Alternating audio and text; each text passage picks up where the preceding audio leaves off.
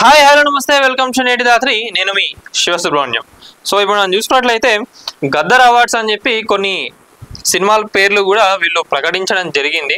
దాంట్లో మనం చూసుకున్నట్లయితే ఫ్యూచర్ ఫిలిమ్స్ అట్లనే ఇండివిజువల్ అవార్డ్స్ అని చెప్పి కూడా వాళ్ళు నేమ్స్ ఎవరెవరైతే నామినేట్ అయినో నామినేషన్స్ ఇచ్చిన వాటిల్లో వీళ్ళందరినీ సెలెక్ట్ చేసి సినిమాలను యాక్టర్లు ఎవరైతే ఉన్నారో వాళ్ళందరినీ కూడా ఫైనల్ చేయడం జరిగింది. అసలు మనం దీని గురించి మాట్లాడుకుంటే ఈ సినిమాలు అనేది ఎప్పటి నుంచి వెళ్ళి 2014 నుంచి వెళ్ళి 2024 వరకు అంటే ఇప్పుడు వచ్చిన లేటెస్ట్ సినిమాలు ఏవైతే ఉన్నాయో వాటిని పక్కకు పెట్టిండ్రు, మళ్ళీ నెక్స్ట్ ఇయర్ చేస్తారు కావచ్చు. 10 సంవత్సరాల తర్వాత మన తెలంగాణలో గద్దర్ గారి పేరు పైన ఈ అవార్డ్స్ ఇవ్వడం అనేది అయితే జరుగుతుంది. మనం ఆల్రెడీ ఫస్ట్ అనుకున్నాం ఏంటంటే ఈడ ఆంధ్ర హీరోలు, ఆంధ్ర ప్రొడ్యూసర్లు, ఆంధ్ర డైరెక్టర్లు ఎవరైతే ఉన్నారో వీళ్ళందరూ ఇన్ని రోజులు మంచిగా మన తెలంగాణలో ఉన్న యాక్టర్లు కానివ్వండి, డైరెక్టర్లు వీళ్ళందరినీ కూడా రానియకుండా చేసిండ్రు. తర్వాత ఏమనుకున్నారు, గద్దర్ గారి అవార్డ్స్ పెట్టినాక మన తెలంగాణ వాళ్ళకి ఏమన్నా ఇలా అవకాశం దొరుకుతుందేమో అనుకుంటే అది కూడా లేకుండా చేసిండ్రు. 10 సంవత్సరాలలో తెలంగాణకు సంబంధించిన సినిమాలు, తెలంగాణ యాసకు కానివ్వండి, తెలంగాణలో ఉన్న హీరోలు, డైరెక్టర్లు వాళ్ళందరూ కూడా చాలా సినిమాలు తీసిండ్రు. ఇప్పుడు ఏంటంటే వీళ్ళు సెలెక్ట్ చేసిన సినిమాలు ఇంకా బెస్ట్ యాక్టర్స్ వీళ్ళందరూ ఎవరైతే ఉన్నారో వాళ్ళపైనే ఇప్పుడు జనాలు కూడా కొంతమంది పెడుతున్నారు. ఏంటంటే గద్దర్ గారి పేరు అవార్డులకు గద్దర్ గారి పేరు పెట్టి మీరు ఆయనని మొత్తం అవమానపరుస్తున్నారు, అసలు తెలంగాణకు సంబంధించిన వాళ్ళు ఎవరు లేరని కూడా చెప్పడం జనాలు చెప్తున్నారు ఆల్రెడీ.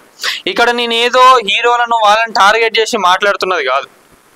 ఎందుకంటే దిల్ రాజు గారు ఒక మాట అన్నారంట, ఏంటంటే దీంట్లో ఎవరు కూడా జోకింగ్ చేసుకోవద్దు, అంతా కరెక్ట్గానే సాగింది, మేము ప్రతి ఒక్కటి కూడా చూసినామని చెప్పి చెప్పడం జరిగింది.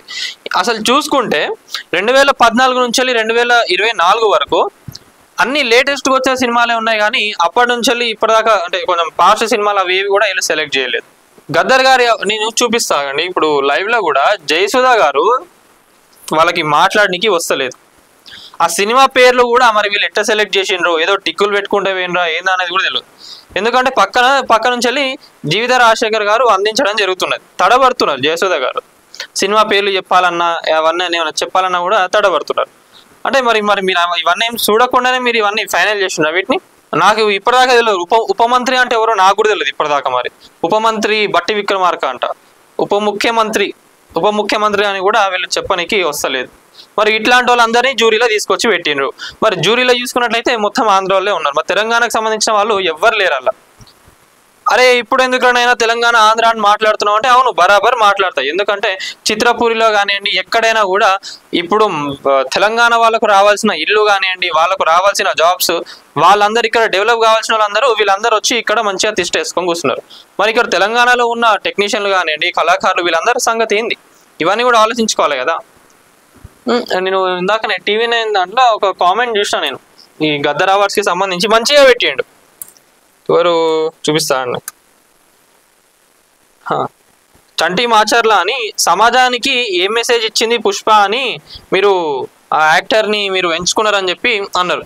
నిజంగా నేను సినిమాల గురించి హీరోల గురించి ఏం మాట్లాడతలేను. అవార్డ్స్ ఎవరైనా ఇచ్చేటప్పుడు ఎట్లా చూసుకుంటారంటే సినిమాలో ఏమన్నా కంటెంట్ ఉందా, మెసేజ్ ఉందా, అట్లాంటివి చూసి ఇస్తారు జనరల్గా. అయితే పుష్ప సినిమా రిలీజ్ అయినాక ఒక రేంజ్లో ట్రోల్స్ వచ్చినాయి. పోలీసులను మీరు అట్లా అంటారా, ఒక స్మగ్లర్ని పట్టుకొని సినిమాను అది అని చెప్పి అన్నారు.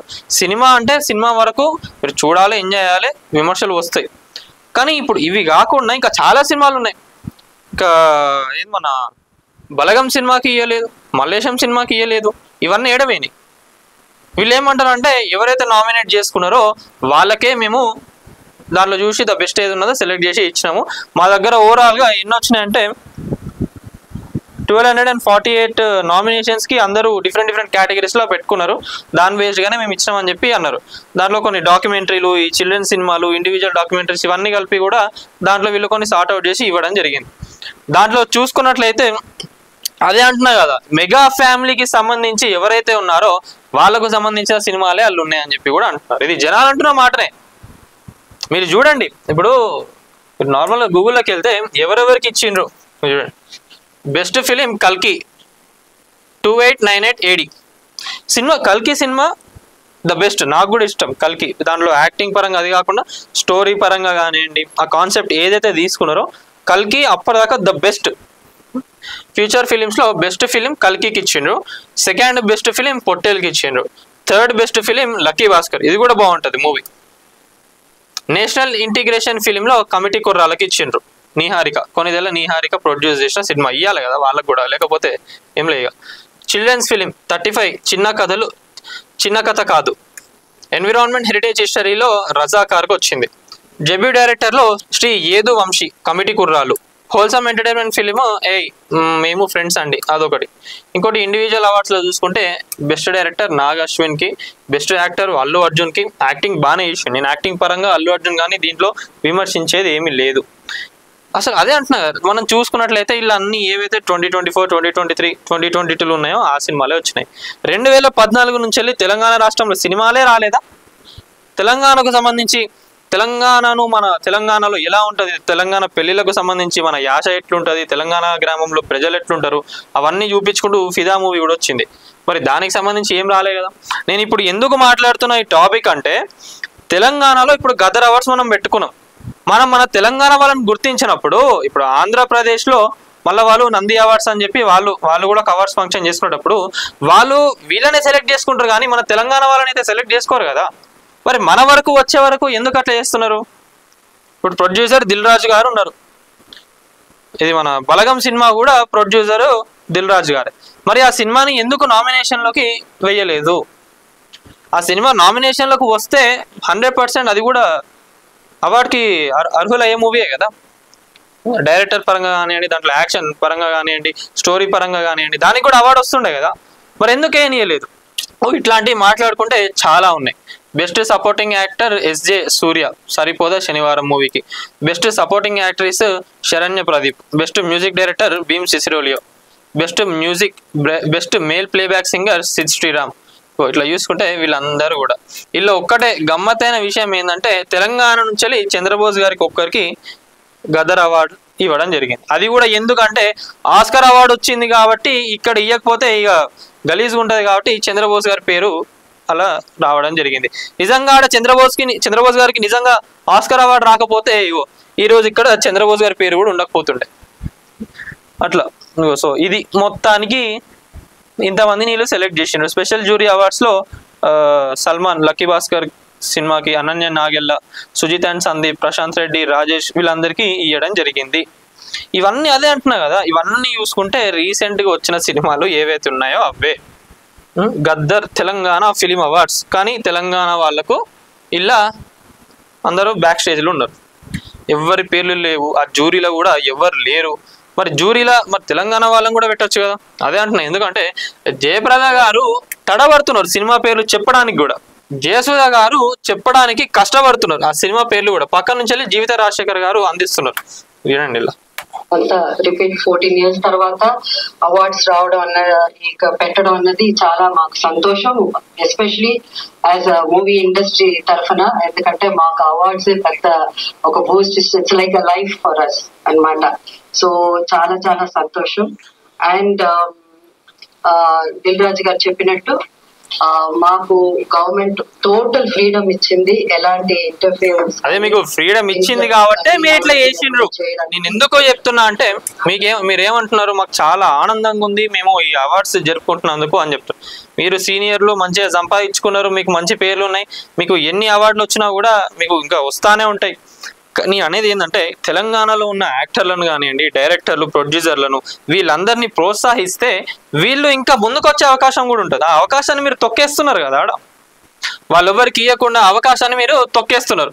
ఇంకా అదే అంటున్నా, చూడండి కామెంట్స్లో మీరు చూడండి, దొంగలు కలిసి అవార్డులు పంచుకున్నారు, అసలు సినిమాకి గద్దర్కి ఏం సంబంధం, బోకో అవార్డ్స్ అంట. ఇంకోటి దేవర మూవీ అని ఒక్కొక్కరు. ఇంకా బెస్ట్ మూవీ డాకు మహారాజా అని ఉంది. డాకు మహారాజు కూడా మంచిగా ఉంటుంది బీజిఎం పరంగా తీసుకుంటే. చాలా ఉన్నాయి అట్లా. ఇంకోటి అదే అంటున్నా, సమాజానికి ఏం మెసేజ్ ఇచ్చింది పుష్ప. గద్దర్ అవార్డ్స్ ఏదైతే ఉందో, నిజంగా తెలంగాణ రాష్ట్రంలో తెలంగాణ వచ్చిన దగ్గర నుంచి కూడా ఇప్పటిదాకా ఏం జరగలేదు కాబట్టి ముఖ్యమంత్రి రేవంత్ రెడ్డి గారు మంచిగా తెలంగాణ రాష్ట్రంలో సినిమాకు కూడా వాళ్ళు సపోర్ట్ ఇవ్వడం జరుగుతుంది. టికెట్ల విషయంలో కానివ్వండి, ఎక్కడైనా కూడా ఎట్లాంటి ప్రాబ్లమ్స్ లేకుండా వీళ్ళందరికీ కూడా ప్రజాప్రభుత్వం మంచిగా సపోర్ట్ చేస్తున్నారు. కానీ వీళ్ళు ఏం చేస్తున్నారు, ఎవరు కూడా జోకింగ్ చేసుకోవద్దు, మాకు ఫుల్ ఫ్రీడమ్ ఇచ్చిండ్రు అని చెప్పి వీళ్ళు మాట్లాడుతున్నారు. నేను ఎవరిని కూడా తప్పు పట్టట్లేదు, కానీ తెలంగాణ వాళ్ళకు ఏదైతే అన్యాయం జరుగుతుందో దానిపైన మాట్లాడడం జరుగుతుంది అందరూ కూడా. మీకు ఎవరు కనిపించలేదా? అదే అడుగుతున్నారు ఇప్పుడు. అంతమంది నటులు, యాక్టర్లు, ప్రొడ్యూసర్లు, డైరెక్టర్లు వీళ్ళందరూ ఉన్నారు కదా, వాళ్ళందరూ ఎందుకు కనిపించలేదు మీకు? ఓవరాల్గా ఇక్కడ ఉన్న అన్ని మూవీస్లో చూసుకుంటే నిజంగా బలగం సినిమా అనేది చాలా మందిని కూడా ఎంతగానో ఎంటర్టైన్ చేసిందో, ఎంత మోటివేట్ చేసిందో. వాళ్ళ ఫ్యామిలీస్ అందరూ కూడా సినిమాలకి వెళ్ళి కూర్చొని మరి చూసిండ్రు. దాన్ని ఎందుకు నామినేట్ చేయలేకపోయినారు? ఇంకోటి మనం చూసుకున్నట్లయితే 2014 నుంచి వెళ్ళి 2024 వరకు వీళ్ళు సినిమాలు చూసిందంటే సంవత్సరానికి 200 సినిమాలైనా కూడా మొత్తం అది ఏడుకో 1500 సినిమాలు అట్లా అవుతున్నాయి. మరి అన్ని సినిమాలు కూడా మీరు నిజంగానే చూసిండ్రా, లేదా ఇష్టం ఉన్నట్టుగా ఓన్లీ లేటెస్ట్ సినిమాలు ఏమున్నాయో చూసుకొని వాటిని టిక్కులు పెట్టుకుంటూ పోయినరా?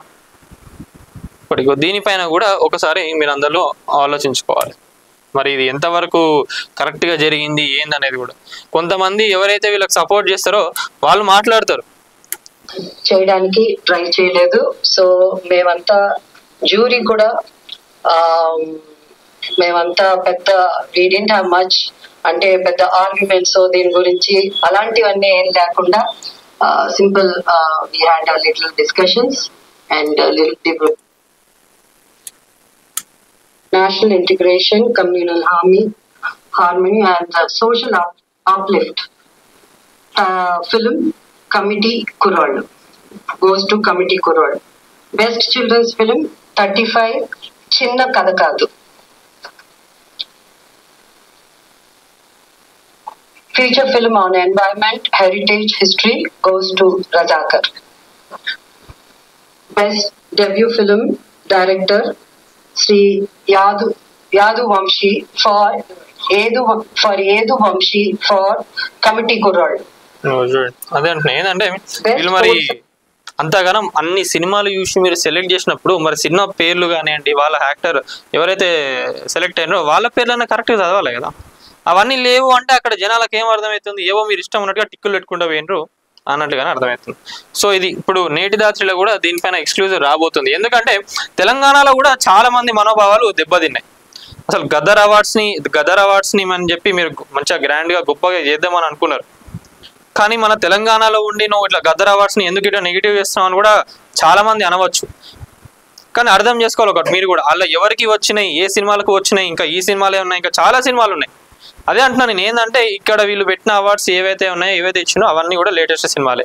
మరి 2014 నుంచి చూసుకుంటే కూడా చాలా సినిమాలు వచ్చినాయి. ఇంకోటి ఏంటంటే మన తెలంగాణలో ఇప్పుడు చాలా అంటే చాలా సాంగ్స్ కూడా ట్రెండింగ్లు ఉన్నాయి. మరి ఆ సాంగ్స్ అన్నీ కూడా వీళ్ళు సినిమాలలో వాడుకుంటున్నారు. కొన్ని ఫోక్ సాంగ్స్, తెలంగాణకు సంబంధించిన ఫోక్ సాంగ్స్ ఏవైతే ఉన్నాయో ఇవన్నీ కూడా వీళ్ళు సినిమాలలో వాడుకుంటున్నారు. మరి వాటికన్నా ఇచ్చిండ్రా అంటే అది లేదు. ఇట్లాంటివన్నీ కూడా కొంచెం జనాలు ఆలోచించుకోవాలి. మీరు కమిటీ, మీ జ్యూరీ కమిటీ కూడా మీరు చెప్తున్నారు ఏదో గొప్పగా, దీంట్లో మాకు ఏం ప్రాబ్లమ్స్ లేదు అట్లా ఇట్లా అని చెప్పి మీరు ఏదో గొప్పగా చెప్పుకుంటున్నారు. కానీ ఎప్పటికప్పటికి బయటికి వచ్చినప్పుడు మాత్రం ఎంత ఘోరంగా ఉంటుందో మీరు ఆలోచించుకోండి. సో దీనిపైన ఇవాళ నేటి దాత్రిలో కూడా ఎక్స్క్లూజివ్ స్టోరీ రాబోతుంది. నిజంగా తెలంగాణ వాళ్ళకు వీళ్ళు ఇస్తున్నారా? ఇంకా అన్న బలగం సినిమా కానివ్వండి, మల్లేశం సినిమా కానివ్వండి, ఇవన్నీ కూడా వీళ్ళందరూ నామినేట్కి వెళ్ళారా లేదా అనే దానిపైన కూడా పూర్తి వివరాలు వస్తాయి. అవన్నీ కూడా సేకరిస్తున్నాము. మరి వాళ్ళని ఎవరు అడ్డుకున్నారు, ఏ పెద్ద తలకాయలు వీళ్ళందరినీ కూడా రానియకుండా చేస్తున్నారు, వాళ్ళందరూ వస్తే వీళ్ళకి ఎక్కడ ప్రాబ్లం అవుతుంది అనుకున్నారో ఎవరైతున్నారో వాళ్ళందరిపైన కూడా మంచిగా ఎక్స్క్లూజివ్ స్టోరీ వస్తుంది.